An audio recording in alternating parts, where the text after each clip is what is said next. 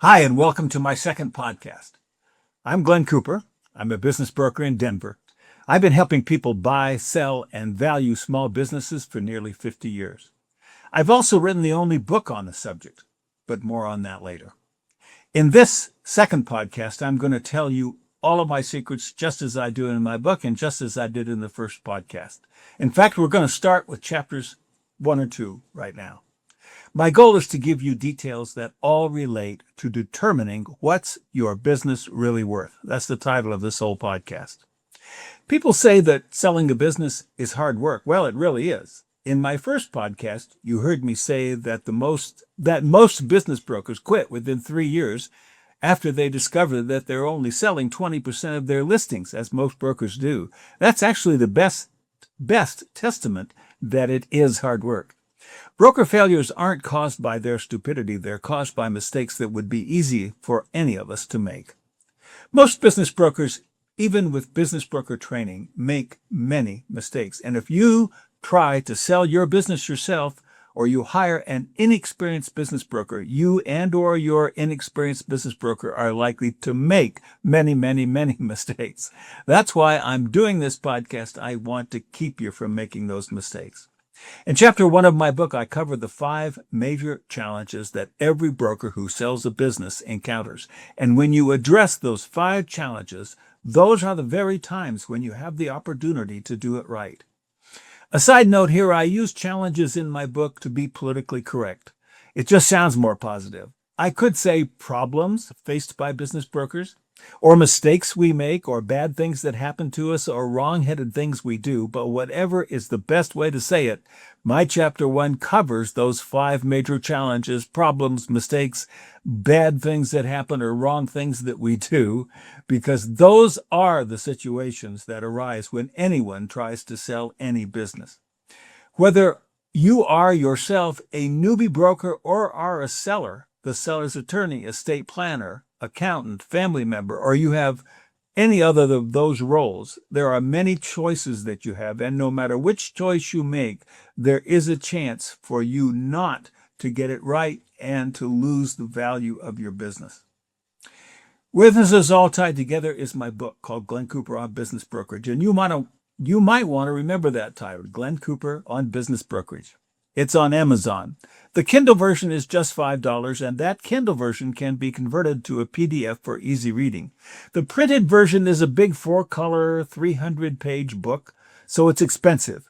But I let Amazon sell the Kindle version convertible to a PDF for just $5, so everyone can know what I'm saying. My book describes exactly how to meet the 5 major challenges by providing a dozen professional services. And just like learning about the 5 challenges, you can also learn about the dozen professional services I teach to business brokers in my book by listening to this podcast. So let me list those challenges now and then give you the dozen services that we brokers perform for our seller clients. I'm going to give you the list quickly, then take it one by one and add detail. So here's the list. Now, as you see this list, remember that I'm directing this podcast to anyone who wants to know what they should do to get what their business is really worth. So taking these 5 challenges from my book and rephrasing them so that they address just one person, say you as the business owner, here's what the list looks like.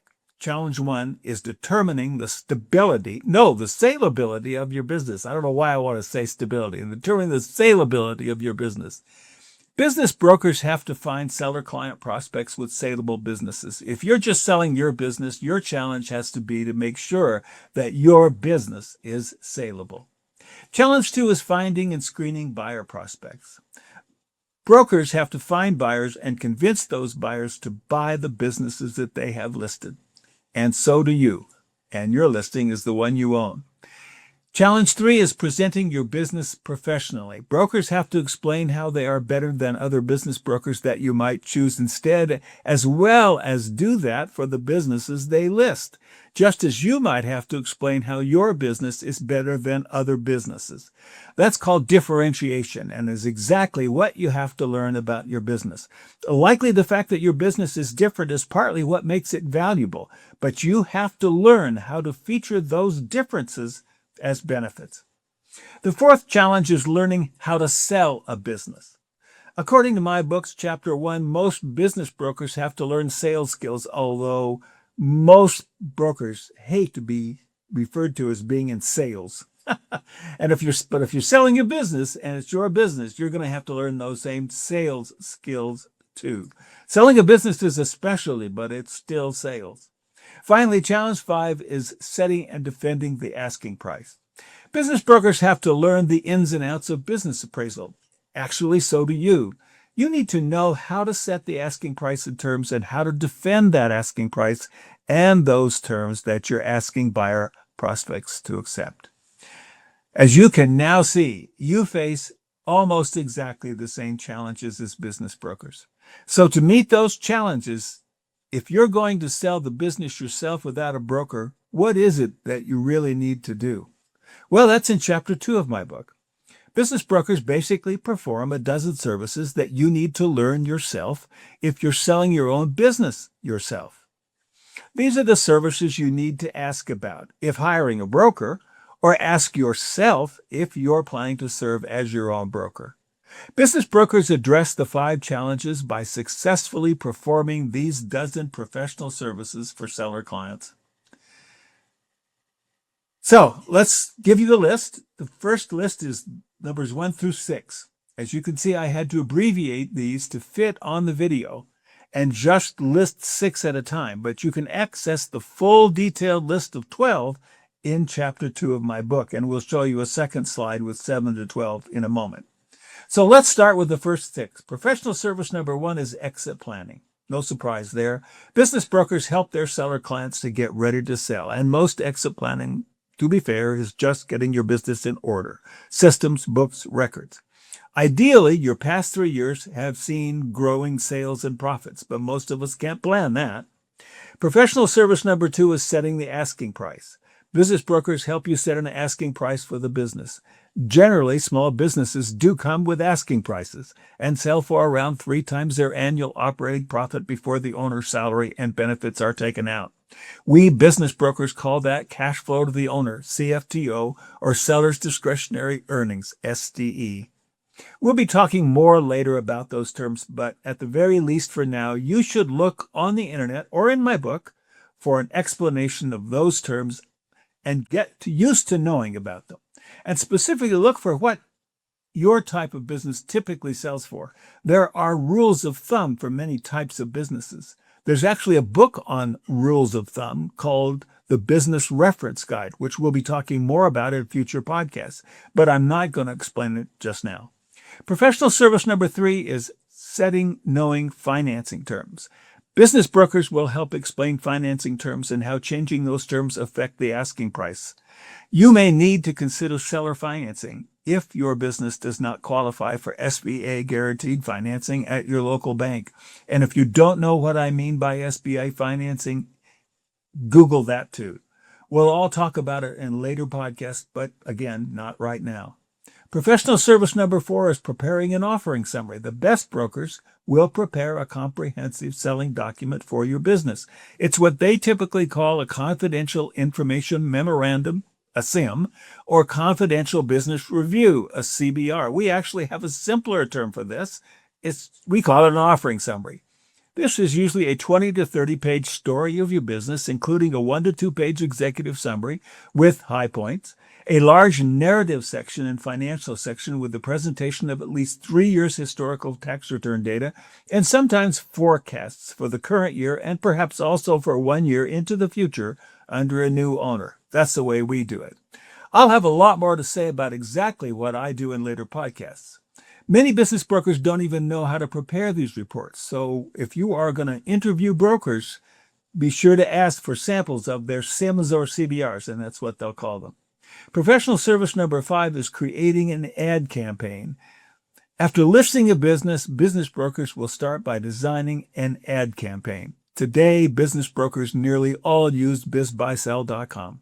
It's the largest business for sale website on the internet. Businesses for sale ads need to be skillfully written and are usually blind, meaning that they purposely camouflage the identity of your business. These ads also need to use eye-catching photos and offer the most attractive prices and terms. On bizbuysell.com, you can see typical ads if you play buyer and explore the ads. That format that they use is their standard, so knowing how to write ads to take advantage of that format is best. I helped the founders of BizBuySell get started, so I'm very familiar with that format. Professional service number 6 is screening buyer prospects. Brokers screen out buyer prospects that you shouldn't be talking to. Most of the buyer prospects who respond to any seller's for sale ads don't actually ever buy that business. But when they call and or visit you, they will chew up many hours of your time. So screening them before they get to you is critical. A good ad on bizbuysell.com can sometimes attract several hundred buyers. And if you're not hiring a broker, you're going to have to get a system set up for handling that volume yourself. Now we skip to the second list of broker professional services, numbers 7 through 12. Professional service number 7 is protecting your confidentiality. Brokers protect confidentiality with ads and materials that camouflage your identity, and you're going to have to set up your own system if you're doing that sales job yourself. If you don't want just anyone, you don't want anyone to know where you and your employees can be reached. Even sincere and qualified buyers can be rude and relentless in tracking you down and sucking up your time. Finding out that your business is for sale can also upset your current employees. We business brokers usually screen buyers in several stages, meeting them online first, interviewing them on Zoom or some similar platform, using that same system to let you meet them before they actually get invited to meet you in person or come to your home or business. Professional service number 8 is negotiating with prospective buyers. You may not have known that it's best to have brokers handle negotiations until you're ready for your lawyer to get involved. When a buyer is ready to make an offer, the broker is the person who needs to handle that, not the seller or the seller's legal counsel. As in any negotiation, the principals are best kept out of it until at least a framework for an agreement is reached. If a seller gets into an argument with a buyer, that can be difficult to resolve. The broker can play the bad guy role and let the seller remain as the good guy. Sellers need to work with the buyer after the sale in transition, so goodwill should be maintained. The broker can deliver the hard negotiating points easier than the seller. This is a very valuable service that an experienced broker can deliver with great skills. Attorneys are most efficient in a transaction after all of the business points are settled. As a seller, you really don't want to end up owing a legal bill for a negotiation with a buyer that never bought your business. If you or your broker is negotiating, take it as far as possible before engaging your lawyer. Professional service number 9 is defending the price and terms. Brokers must learn to defend your asking price and terms, and this is also a very tough job for them. It takes years to understand appraisal, but buyers will challenge you to defend your asking price and terms. So you need to do this well in order to survive this process, just as brokers do. Professional service number 10 is drafting letters of intent. Brokers help buyers draft offers that are non-binding. They're called LOIs, or letters of intent. You can learn this skill easily by going online and seeing what letters of intent look like, but there are limits to what sellers and brokers can do to help buyers draft legal agreements, so you need to know and observe those limits. Professional service 11 is coordinating everything, start to finish. Brokers work with their advisors that sellers have. Attorneys, accountants, lenders, estate planners, appraisers, and/or other family members to create an entire selling campaign. Some of this work can be done by a good attorney, but attorneys usually charge by the hour and brokers don't. In most selling campaigns, other types of advisors only know a few things. An experienced broker can nearly always access a team of experts or work with your team and family. In addition, most people don't know what to do as the campaign ends, which is important. What does one do if buyer number 2, say, if buyer number 1 has only tentatively agreed to purchase and is now beginning the 30-day to 90-day due diligence period before committing to a purchase? Do you really want to take the business off the market? Do you really want the entire campaign to be taken down? How do you manage this very difficult moment and hold it together during this period? That is a job better fit for a broker. Sometimes, especially when there is more than one good buyer, but at least one extra buyer in the queue, keeping up everyone's energy and enthusiasm requires a critical diplomatic skill that someone needs to demonstrate, someone who is not as emotionally involved as the seller or the buyer. Professional service number 12 is managing the closing. Finally, brokers often handle the many details before closings. Today's closings are often electronic and remote, but involve the safe and secure transfer of funds and other things that can be complicated or confidential. Attorneys do not like to handle due diligence and the processes involved in due diligence. They much prefer that a skilled broker take charge of that part and make sure that the buyer has all they need to complete all of the pre-closing process that may sometimes take months. Candidly, that's often why attorneys are good sources of broker names on who they like to work with, because they know who does that work well. And the reason we do that work well is because we work to prepare offering summaries, which are quite detailed. And frankly, for my company, our best referrals usually come from these attorneys. Attorneys know who the good brokers are and will usually provide you with a list of 2 or 3 from which you can choose. We usually make it onto those lists. I hope we're on the list of your attorney. To maximize the value of what your business is worth, whoever sells your business, you are a broker, that person must overcome the 5 challenges involved in selling by offering the dozen services I've outlined here in the first 2 chapters of my book. Same challenges, same solutions, no matter who takes the reins. The subject of getting paid what your business is really worth is just not simple. That's why my book has 36 chapters. If you want to follow along, I'm covering what's in my book, Glen Cooper on Business Brokerage, available on Amazon. I'm covering the subject in the same order as I covered it in the book, because that's the best way to offer a complete explanation. In my introduction to podcast 1, I gave you 3 shocking facts. Number 1, most businesses can't be sold. Yes. Most brokers only sell 20% of their listings. Yes. Most brokers quit after just 3 years. Wow. Next, in podcast 3, we're going to focus on the main challenges of working with buyers, as in chapter 3 of my book. And as a teaser, let me just say that I will have a shocking statistic for you again in that next podcast. So thanks again for listening. See you next time.